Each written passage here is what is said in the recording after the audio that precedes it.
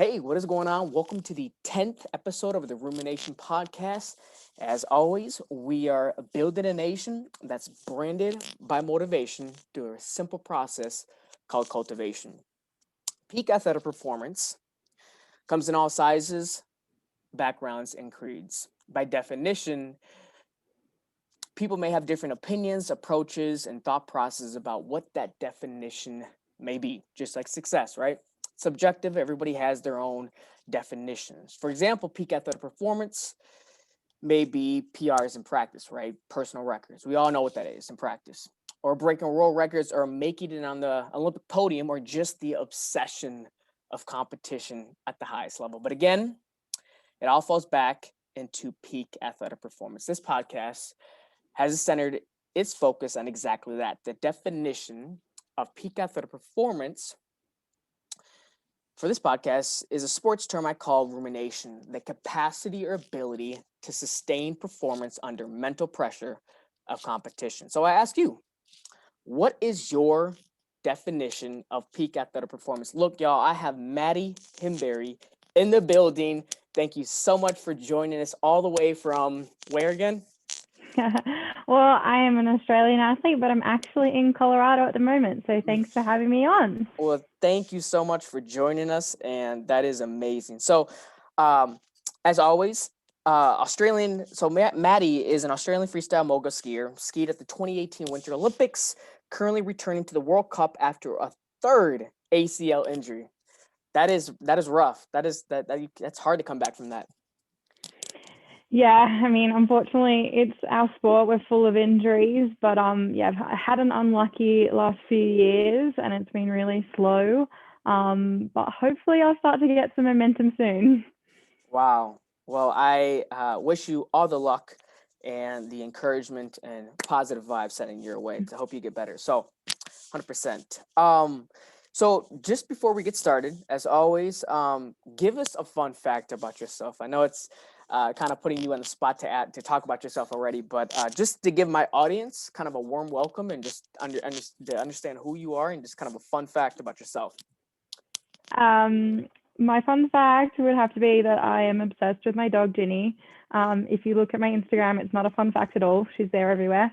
And I named her Ginny because my favorite drink is a gin and tonic. And I originally wanted two. I wanted gin and tonic, but I've only got one. So we went with Ginny, but she's pretty cute. That is amazing. She is cute, by the way. She's very cute. So yeah, we're gonna keep on rolling. So every podcast I do for the Rumination Podcast, I do a theme. I do a vocabulary word, or a theme or a phrase or a mantra, whatever it is. But the point is, for this 10th episode, the Olympic mantra is made of three Latin words: citus, altis, and fortress. But in English, we know what that is. It is faster, higher, and stronger. And Madii, let my audience know, what does that mean for you as someone who competes at the highest level? What does it mean to you? Faster, higher, stronger?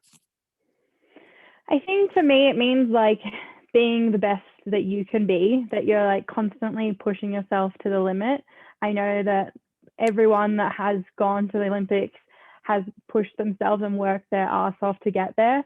Yes. And I think that it's the constant feedback and constant mentality to be better every day. And that's what it is to be an Olympian, is to be the best version of yourself. And so we all know that takes a whole lot of hard work to get there, and constantly telling yourself to be better. So that's what it means. I 100% agree. You put it perfectly on the definition. Before we get started, for those who don't know, I'm pretty sure like 90% of my audience knows this, but the 10% that doesn't know, what is your sport? What do you specialize in? And kind of break it down. What does it mean? Well, I'm a freestyle mogul skier, and so we do about a 30-second run, depending on the course. But it's got bumps, which are like, your legs are going crazy up and down, and then you have two jumps. So you have to do two different tricks, which are scored on like how hard it is, but also how well it's executed, and then also time. So you have to ski really fast, really clean, jump really big, and hopefully the judges will score you well, because unfortunately it's a judge sport, so it's how well they think you did it. Yeah. Yeah, that's thank you for that. I've looked you up, and when I seen the videos, I would say you make the, because being able to go through those mogos effortlessly, if you will, doing that with the kinesthetic stance, not making it seem like you're falling over the place. You do it so well. Like I'm sure they grade you off of like how aesthetic you look, or no? There's like judging criteria. So there's like three main points. So you'll have like a base score. So the judges will be like, oh, Madii, she's in the excellent category. But then I might be like, oh, she had a big mistake, and they'll start deducting, which is kind of similar to like a gymnastics sport where they'll be like, oh, she bent her legs. So for us, it's like if you step your feet out. Right. And so then they'll deduct from that point on. But pretty much you said it right. Like the easier we make it look is usually the better it is. So we want to make it look seamless, flawless, like we're just floating down the hill, which I can tell you we're definitely not doing that. Right. Well, alrighty. So we're gonna get started. So the first thing I kind of do is, so first question as always, how do training and cultivation differ? Meaning training versus hitting the gym, right? Got to hit the weights. We all know what that is.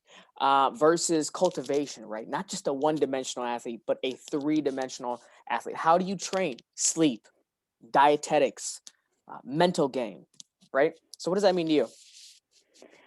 I think it means that cultivation is what allows you to perform.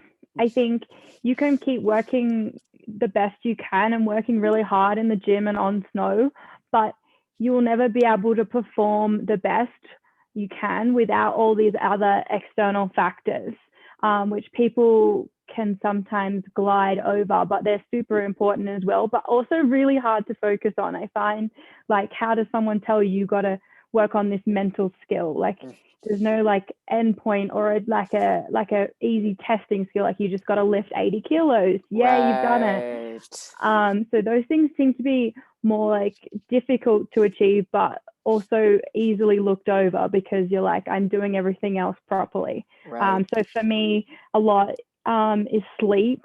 I really, really need to have a good night's sleep. Otherwise, I'm super cranky. I love having good teammates around and good family and support network. I eat really well because I have like stomach issues. So I have to make sure that I set myself up and get a good grocery store lap in. And if we've got buffet food, which doesn't happen anymore, but before that was a real nightmare to try and organize food that I could eat. Yeah. And then obviously working on the mental skills while you can. So keeping on top of that before it gets too stressful or too tiring. So making sure you're on top of, staying calm, staying centered so that when you get out there on the hill, you're ready to go. 100%. 100%. So just going to move on forward. You absolutely doing phenomenal, Madii. Thank you so much again for joining. So how does the human ego adversely affect one's athletic performance? I think for us, the human ego can be like crossed over with like too much hype. Like for us, for skiing, like if we're constantly skiing on the edge, you will blow out. Like you will crash, you will do a trick too big, and it will just stuff up because you've got this, like, the best way. When people first qualify for their finals, yeah, you see them, they're so excited to ski in finals, and a lot of the time they crash because they're just like so pumped and they've been told by the judges you are awesome, and you're like, you know what, I am awesome, and you get up there and you blow it. So I think that's a really good example in our sport, is where the ego takes over and you forget what your fundamental skills and what your level of skiing is, and instead of performing the best you can, you try and overperform. 100%. I bet there has to be an equilibrium, a balance of like getting juiced up, but getting too much juiced up is, you got to chill, cool, calm, and collected is what they say.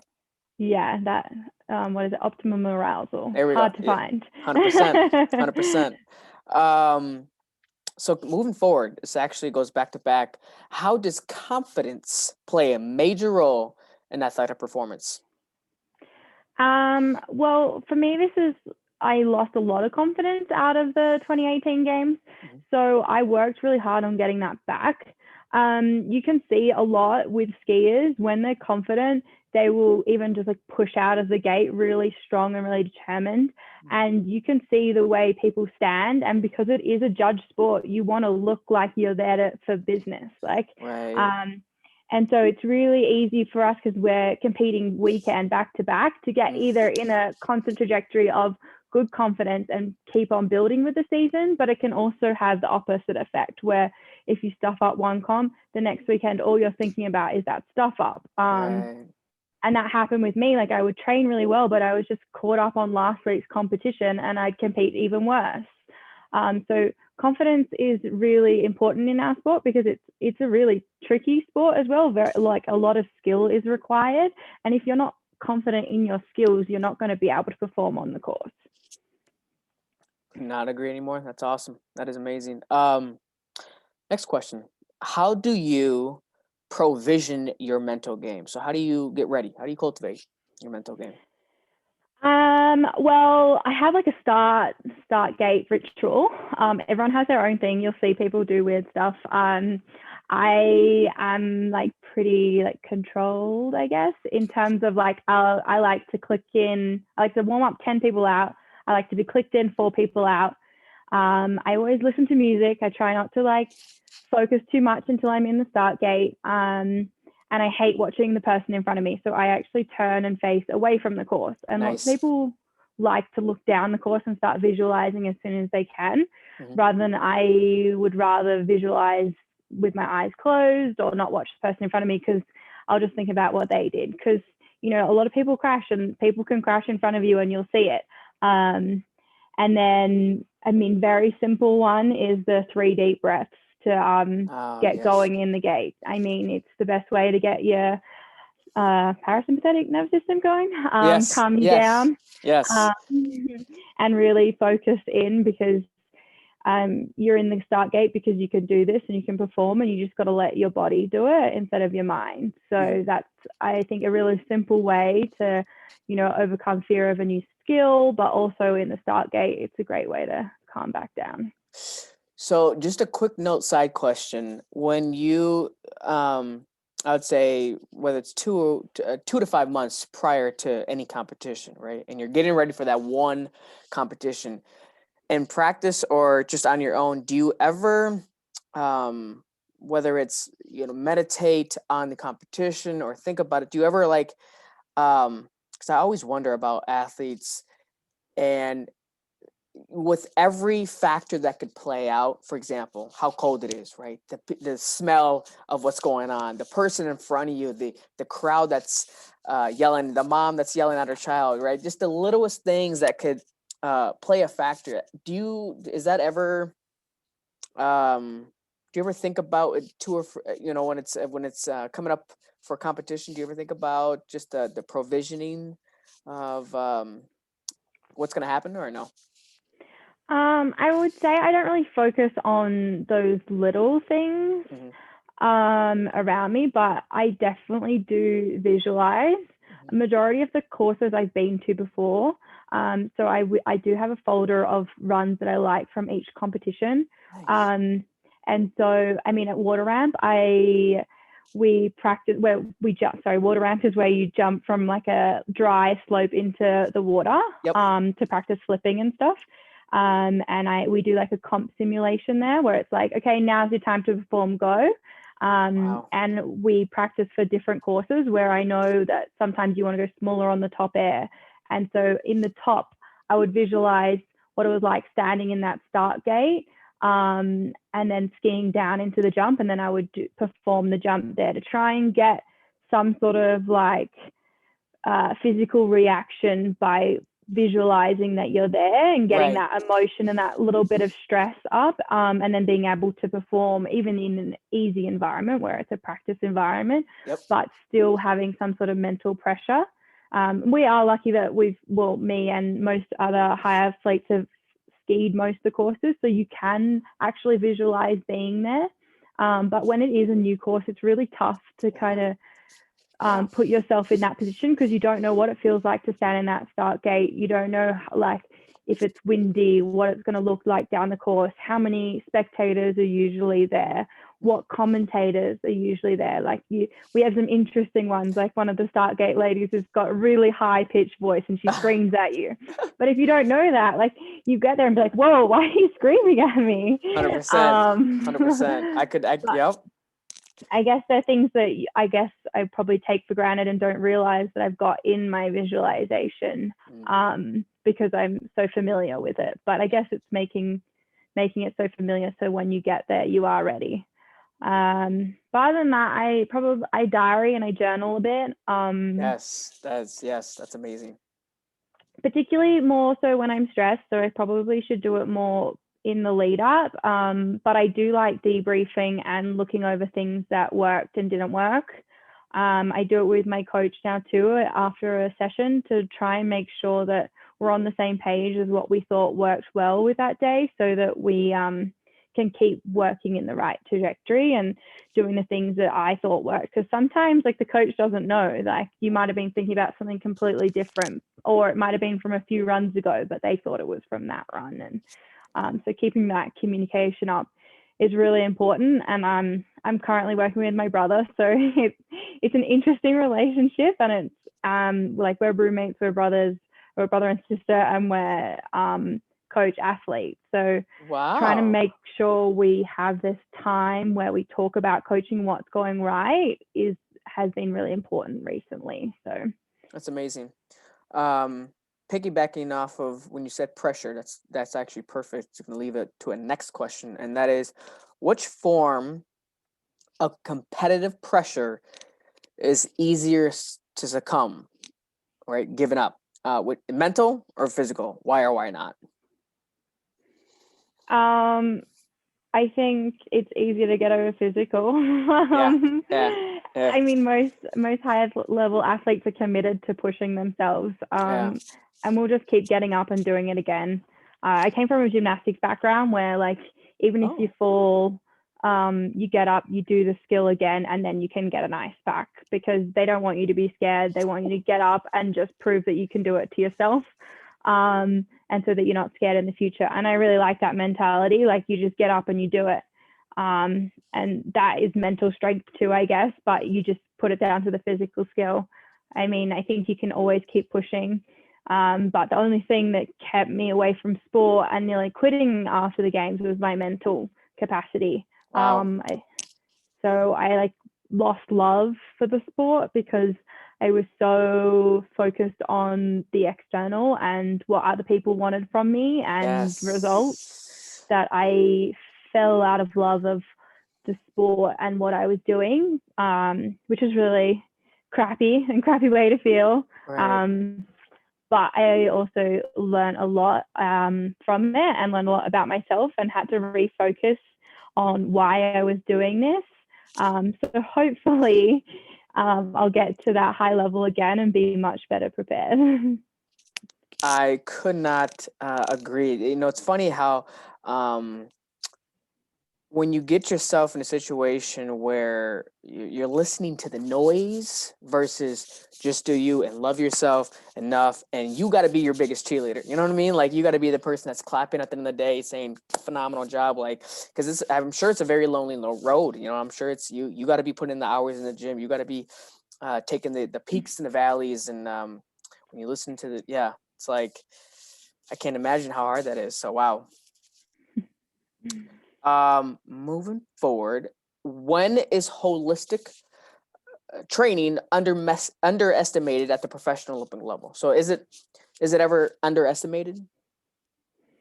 I mean, I think the focus shifts for sure. I mean, a competition, it's about the performance. Nobody gives a crap about anything else. They don't care how hard you worked.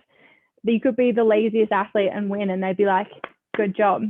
So, like, at that point, it doesn't really matter. It just matters about the performance. And I think that's where a lot of athletes get caught up, because you forget about how much hard work and you forget how prepared you are, and you focus on oh my God, this jump is too big, or I can't do this, there's too many people watching me. And that's where you forget all that process, and the performance and the outcome outweighs everything else you've done. So that's the only time where I think the focus just shifts. But I think it's up to the individual to be able to, you know, refocus and remember how hard they've worked and what skills they have to be able to perform at that level. Wow. Wow. Well, we're almost done. We're more than halfway done. But just for um, motivational purposes, so I have an age range of my audience. So if there's an athlete right now that's listening to this and that wants some advice on just um, the bettering themselves, right? Trying to just get that extra encouragement. Can you give them some extra encouragement? Give them motivation. Is there any advice you would give them to being a better athlete? I think to be a better athlete, you want to have some good role models. So in your sport, as well as different sports, pick who you like and find out why you like them. And then from that, try and find skills that you want to be better at. So for me, like, there's a few on World Cup that you watch and you ski around with them, but also just the way they hold themselves, or they approach competition, or they talk to other athletes, things like that, all the little things that add up. And you realize, I want to be more like them, and I know why I want to be like them. And I think that's really important, because it's hard to say because so many sports are so different. But being able to use other athletes to refocus yourself is really important. But also, you know, finding what's important for you, and doing, like, setting goals for you and what's important for you is the best way to stay happy in a sport. And I think it's really important to find, like, something that you love, and you'll be successful at it if you love and are passionate about it. But there's no point in doing something if you don't enjoy it. And I mean, I found that out the hard way, and at the pointy end. But being really true to yourself and true to your goals, you'll have a great time, and you'll hopefully be really successful. Wow.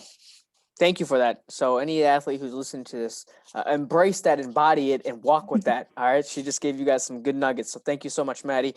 Moving forward, so this kind of the second half, just a couple more questions, and then we're going to wrap it up. At the beginning, I said rumination means the ability to sustain performance under mental pressure of competition. And so this is kind of a fun way to go about this. So last couple questions is, on a scale. So you're getting ready for the World Cup, right? Right now, is that correct? Yeah, I had to pull out of them, so there's no more left for me. My knee wasn't going well, so I am very, very sorry to hear that. I am very sorry to hear that. When you were getting the last time you performed, on a scale 1 through 10, how ready were you to sustain performance under mental pressure of competition? So when you were getting ready, months, years of training, how would you say 0 from 10? How would you grade yourself? I mean, at the moment, I'd say pretty low. I'd probably say like a 6 out of 10. Yeah. Just because I haven't really been in the gate for a long time, and if I have, I've been at not peak physical level, and so I've just been worried about my body more than anything. Yeah. But that's a great thing to focus on, so you don't really get nervous about performance, I guess. Right. So there's wins and losses there, but I don't know. I feel like I should be more ready because I've had all this time off, and I've refocused on myself. But at the same time, I'd be super nervous to get back in the gate for sure. Yeah. Wow.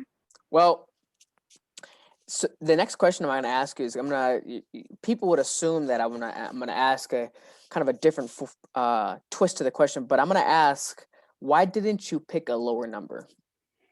So you picked a 6 or 7 out of 10. So why didn't you pick a lower one? Obviously, you're doing something right. Yeah. I mean, I feel like 6 is pretty low, like just above average for someone that's ready to compete at the highest level. That's pretty crap. You're hard on yourself. You're hard on yourself. But I mean, it kind of comes back to that first question about confidence. Like, if you're not confident in yourself, you're not going to be able to perform. So you need to be confident in the gate that you're going to be ready for this, and that's physical and mental. And so if you think you're ready to compete, then you probably will be ready. 100%.